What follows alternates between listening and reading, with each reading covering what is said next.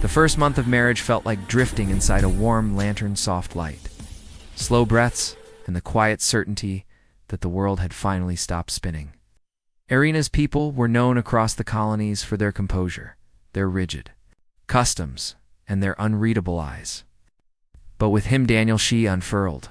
She laughed, teased, and sometimes tucked her head against his shoulder as though the gesture had been waiting her entire life. He never thought she'd hide anything from him. He never imagined the storm she carried in her chest. It broke on a late evening, the kind where the sun dissolved into copper smoke outside their settlement window. Irina paced 5 steps forward, 5 back like a creature caught between instincts. Her silver hair shimmered every time she turned, catching stray threads of dying sunlight. "Daniel," she began, her voice taut. "I have something I should have told you before the ceremony." He put down the tool he was repairing. "Tell me now," he said gently, but she flinched as if his softness was the very thing she feared. "My sister," she whispered. "Lyra." Daniel blinked. He'd seen Lyra only twice. Once at the wedding, where she looked like a shadow trying to disappear in the brightness of celebration.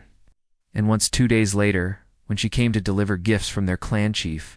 She was smaller than Irina, quieter, her gaze always on the floor. "Yes," Daniel asked. Irina swallowed. "She needs guidance."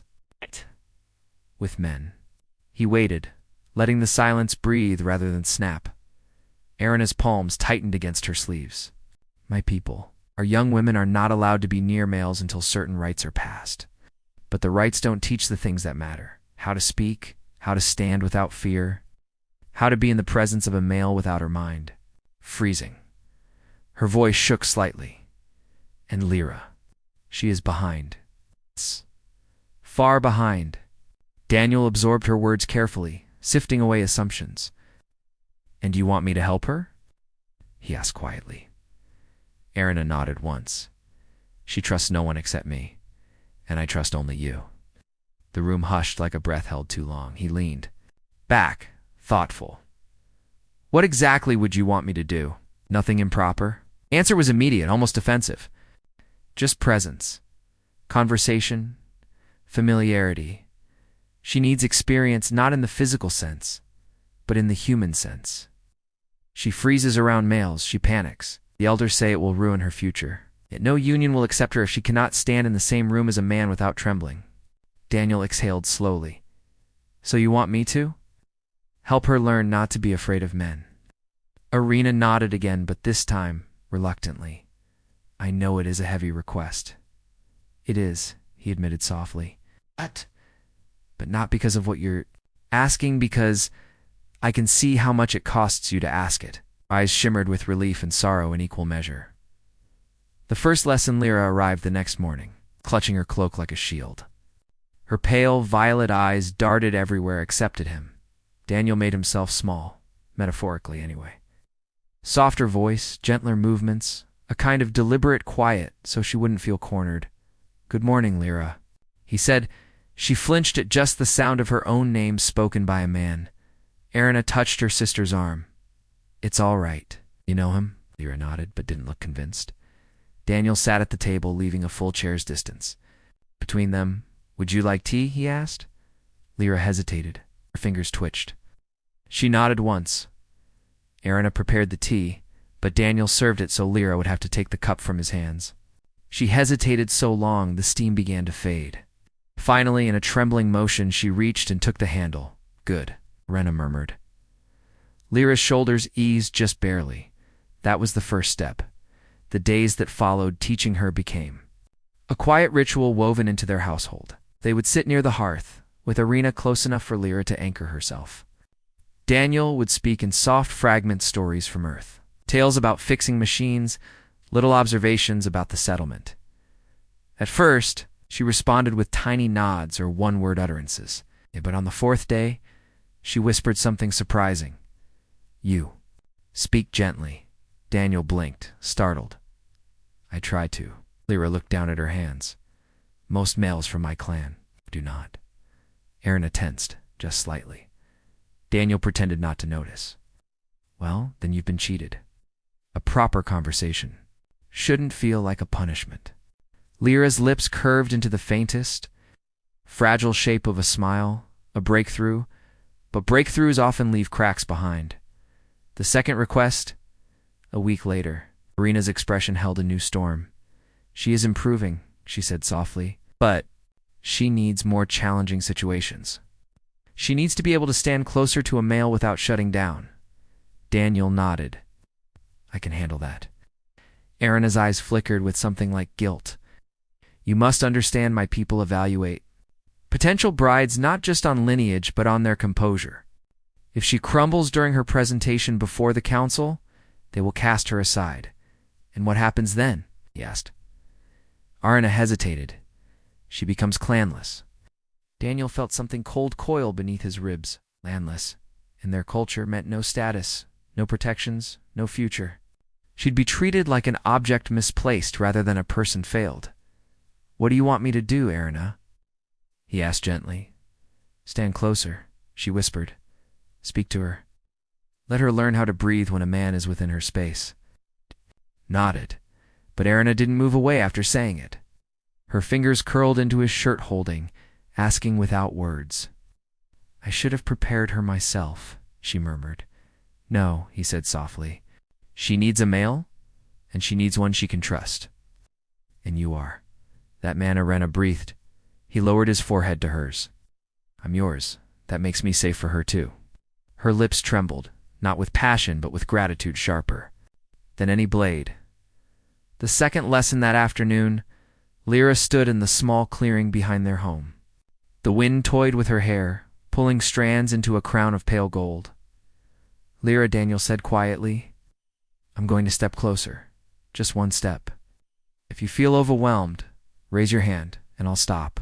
Ow. Trembled, he stepped forward once. Lyra stiffened, but didn't avert her gaze. Is this all right? He asked. She swallowed. Yes. Another step. Her throat worked harder. Fingers shook. Still all right? She opened her mouth, but the sound emerged strangled. She took several shaky breaths. Irina moved toward her, but Daniel shook his head gently.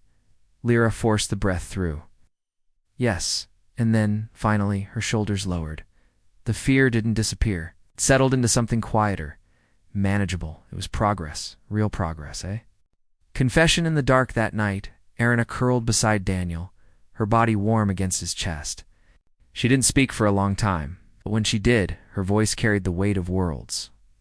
In our culture, she murmured, asking a husband to help a sister in this way is unheard of. It would be considered a betrayal. You're not betraying me, Daniel whispered. I worry I am betraying her. He stroked her hair gently. You're saving her. Irina exhaled shakily. I fear the elders will misunderstand. Let the top of her head. Let them. We know the truth. Her hand slid down to find his. Thank you. For what? For being who you are? For being safe. A small, rare laugh warmed his chest. I'm not that impressive. To me, she said softly, you are the only man in two worlds I trust. The day everything broke the next morning, Lyra arrived earlier than usual. She looked different, more determined, as though a decision had finally settled in her bones. I want to try again, she said. Daniel nodded. Of course. This time she approached him. Slowly, carefully, like a dawn inching over mountains. She stopped an arm's length away. Her breathing hitched once, twice, but she didn't flee. Irina watched, her hands clasped tightly. Daniel? Lyra asked. Yes. Why do you help me? Let his answer settle between them, honest and steady. Because your sister. Ask me, and because you deserve a life not ruled by fear. Lyra swallowed. And am I doing well? You're doing incredibly well. A tiny trembling light flickered in her eyes. She stepped half a step closer, then another, for the first time. She stood barely a handspan from him. Aaron's breath hitched audibly. Lyra whispered, I think, and I'm no longer afraid. Daniel smiled gently. I'm proud of you. She bowed her head, overwhelmed not by fear, but by accomplishment. The final test 3 days later, Lyra stood before the clan council.